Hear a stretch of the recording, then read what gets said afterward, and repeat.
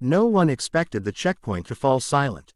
The concrete barriers outside the coastal base were alive with routine chaos, boots scraping gravel, radios crackling, diesel engines idling under the harsh noon sun. When the guards first stopped her, it was almost casual. A woman in a worn flight jacket, dusty boots, hair pulled back tight, a duffel bag slung over one shoulder. Nothing about her screamed danger. Nothing about her looked like a Navy SEAL. That's why they laughed at the tattoo. A trident inked deep into her forearm, weathered, scarred, unmistakable. That tattoo's fake, one of the MPs scoffed. Cute try. She didn't argue. She never did. They detained her anyway. What none of them knew, what no one at that checkpoint could have imagined, was that within 48 hours, the same woman they mocked would become the reason an entire SEAL platoon made it home alive. 1. The detention. The interrogation room smelled like metal and stale coffee. Fluorescent lights buzzed overhead. 2 military police officers stood near the door, arms crossed, watching her like she was a problem waiting to explode. Name? The officer asked. She answered calmly. Rank? She answered again. Unit? That was when the room shifted. The officer frowned. That unit doesn't take women. She looked up then. Her eyes were steady, unblinking. They didn't, she said.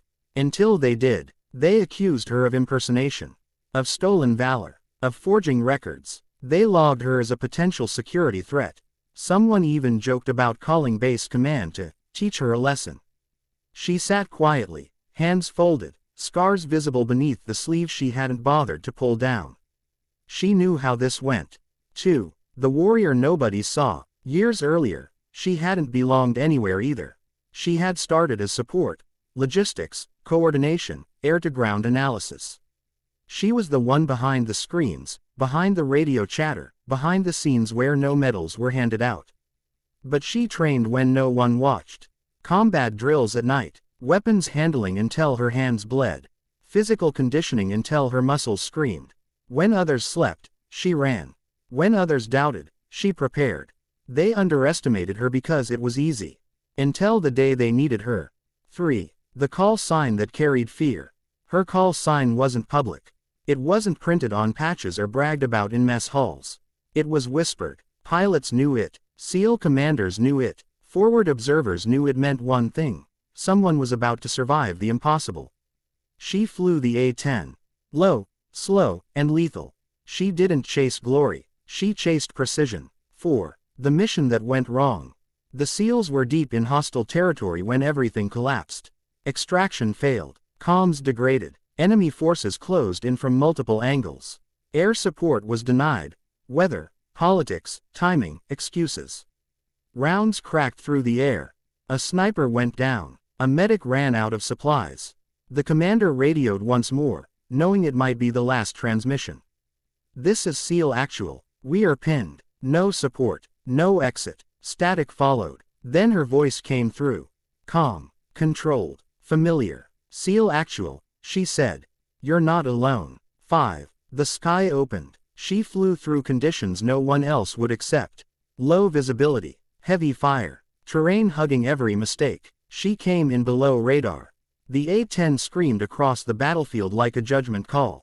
1 pass. 1 strike. Enemy armor disabled. 2nd pass. Hostile fire silenced. 3rd pass. Extraction corridor cleared. The SEALs watched from the dirt as death lifted its foot from their chests. One of them whispered, that call sign. They knew. 6. Back to the interrogation room. The door opened. A senior officer entered. Then another. Then the base commander himself. No one spoke. The commander looked at her forearm. At the tattoo. At the scars. At the eyes of someone who had seen too much to lie. He turned to the MPs. You have any idea who you detained? Silence. That tattoo's real, he said. And she outranks everyone in this room when it counts. 7. Recognition. Word spread fast. SEAL teams requested her by name, by call sign. Pilots respected her. Command trusted her. She never asked for attention.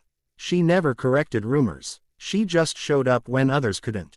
8. The legend grows. Stories followed her. Barracks whispers. Pentagon briefings. Training halls. About the time she coordinated a rescue under fire. About the time she stayed airborne past fuel limits. About the time she ignored orders because lives mattered more. They said she worked with intelligence officers, Marines, snipers. They said she understood the mind of a SEAL because she had trained like one. They said generals listened when she spoke. Not because of rank, because of results. 9. The message. She wasn't born special. She wasn't chosen. She was underestimated. And she decided that would never be the end of her story.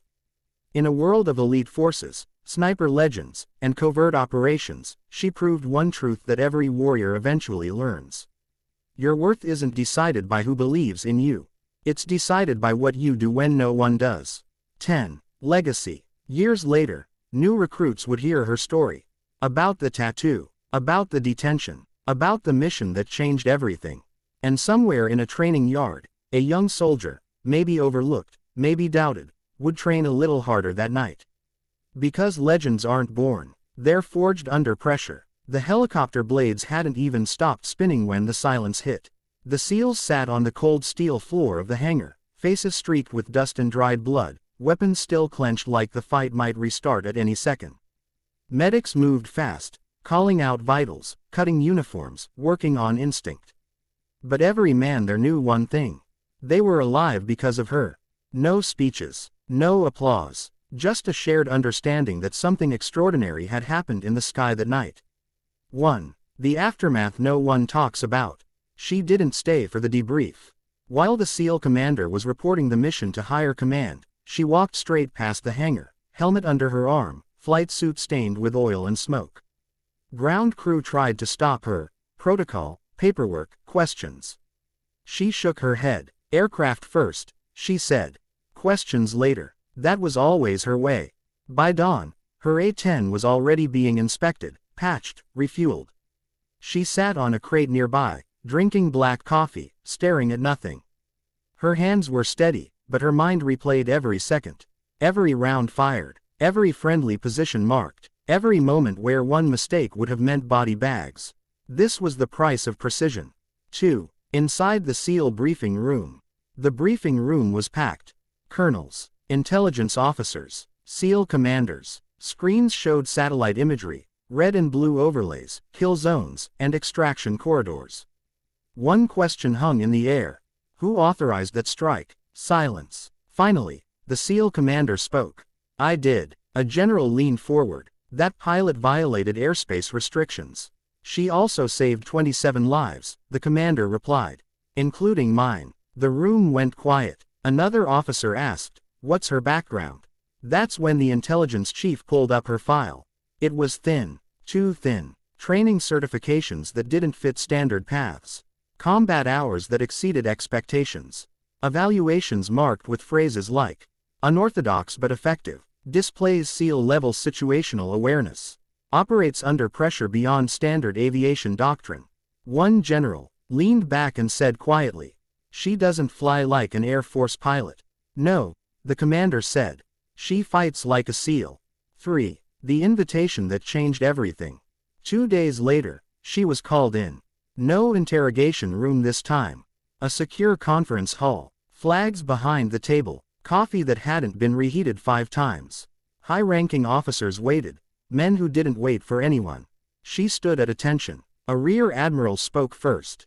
You disobeyed standing orders. She nodded. Yes, sir. You risked an aircraft. Yes, sir. You overruled command authority. Yes, sir. A pause. Then the admiral continued. And you executed one of the cleanest close air support operations we've ever recorded.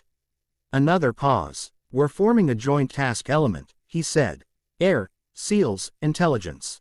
We want you attached. That was the moment. Not acceptance. Responsibility. 4. Training with the elite. SEAL training wasn't kind to outsiders. They tested her. Hard. Navigation under fire. Joint mission planning. Weapons familiarity. Ground movement. Stress drills designed to break people who thought they were tough. She didn't complain. Didn't boast. Didn't quit. When a SEAL instructor smirked and said, you won't last a week, she replied calmly, I don't need a week. I need one mission. By the end of the month, the smirks were gone. She could read terrain like a sniper. Predict enemy movement like an operator. Time air support down to seconds. They stopped calling her the pilot. They called her by her call sign. 5. The mission that sealed her legend. The intel was bad. A high-value target. Urban environment. Civilians everywhere. Enemy snipers embedded deep. SEALs moved in at night. Then everything went wrong. Again. An ambush. A downed operator. Enemy forces converging fast. This time, she wasn't waiting in the sky. She was part of the plan. Her voice guided them through fire. Hold position. Shift left. Mark target with IR. Danger close. Confirm. She brought the A-10 in so low the SEALs felt the vibration through the ground. One precise strike. No civilian casualties. Enemy neutralized. Operator extracted alive. Back at base, a young SEAL asked quietly, "How do you stay that calm?" She thought for a moment. "Because panic wastes time," she said. "And time gets people killed." 6. Rumors become doctrine. Her methods spread. Training manuals changed. Joint operation protocols updated. Commanders listened when she spoke. Some didn't like it. She's not traditional. She breaks the chain. She doesn't fit the system. But the battlefield didn't care about tradition. It cared about results. 7. The tattoo revisited. Months later, a new recruit stared at her forearm during a briefing. "That tattoo, is it real?" She smiled faintly. "Yeah," she said. "Cost me more than ink."